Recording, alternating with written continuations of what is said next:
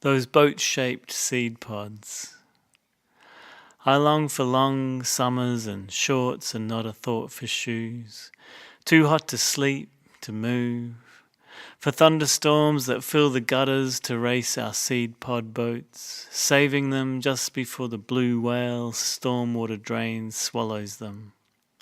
Swallows my brothers, my sister, my mum and dad, swallows my neighbours and their dad and his massive semi-trailer, swallows my house, my street, my town, my whole summer.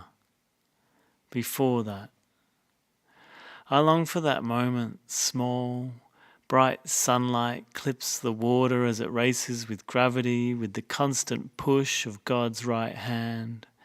That second before we release simultaneously our boats as they race to win, until the water slows, the drain wins, and our boats stop hard.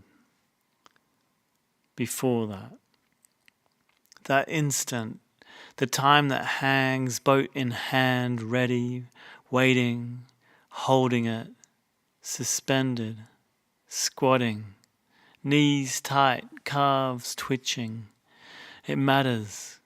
Only this matters, this flash, this tick, this moment. I long for this.